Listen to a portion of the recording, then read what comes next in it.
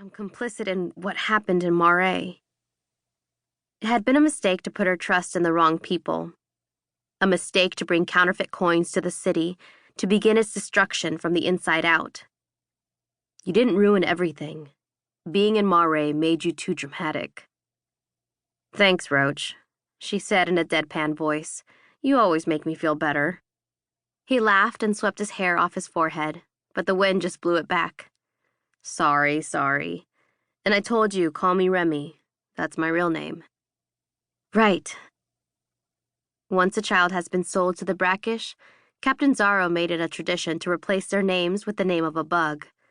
Amaya had been Silverfish, and Remy had been Roach. It was proving difficult to get out of the habit, to reclaim their personhoods from a man who had done all he could to make them feel like insects, easily squashed under his heel. A man who was now dead, at least. Amaya had seen the light leave his eyes. Even if she hadn't been the one to do it, there was still satisfaction in having witnessed it, the closing of the worst chapter of her life. Amaya opened her mouth to ask Remy when they would reach land, but the words stuck in her throat as someone climbed out of the companionway. Cayo squinted in the bright light, shielding his eyes with a hand. He spotted Amaya and Remy by the railing, and his gaze locked on Amaya's. She inhaled, her chest flooded with that now familiar cocktail of guilt and shame. There was only so much space you could give someone on a ship this size, but Amaya had tried to leave him alone, to let him care for his sister and talk with the others, until he felt ready to confront her. But he hadn't, and she was too much of a coward to be the one to approach him.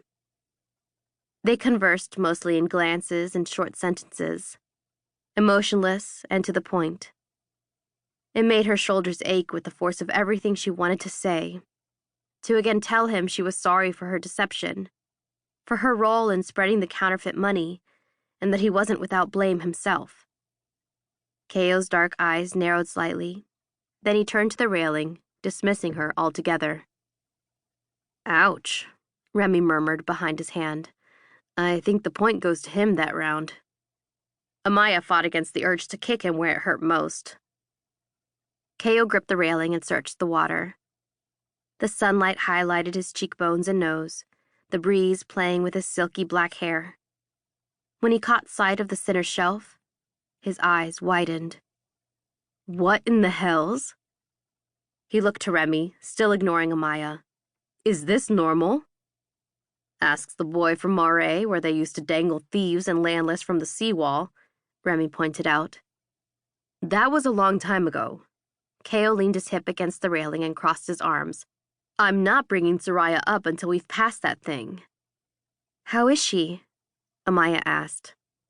Cayo's younger sister, stricken with a grave case of ash fever, had been holed up in a cabin the entire voyage. She had only come out onto the deck a few times, insisting on fresh air, even as Cayo hovered nearby like an overprotective nurse.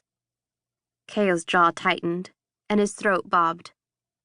Fine, he eventually murmured, still not looking in her direction. Another point, Remy whispered to Amaya. This time, she did kick him. Someone else joined them at the railing. Liesl. The girl was a few years older than Amaya, originally from the Rain Empire, her skin a soft shade of brown and her hair a rich chestnut.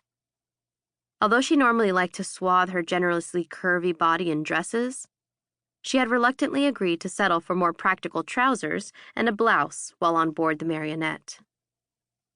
Trousers are so confining, she had huffed on their second day at sea. Honestly, they should all be banned. Then what would the menfolk wear? Remy had asked. I've heard of a settlement far to the north where men wear thick skirts, she'd said. Let's start bringing that into fashion. The sunlight glinted on Liesl's glasses as she held onto the railing, frowning in the direction of the sinner's shelf. The sea wind tousled her curly hair, which she had pulled back from her round, pretty face. They don't just hang murderers and the like there, she said. It's also where they take the dissenters, the revolutionaries. Amaya was not surprised by the bitter edge in her voice. Liesl was landless, a sentence decreed to someone who warranted exile. While most landless were barred from the entire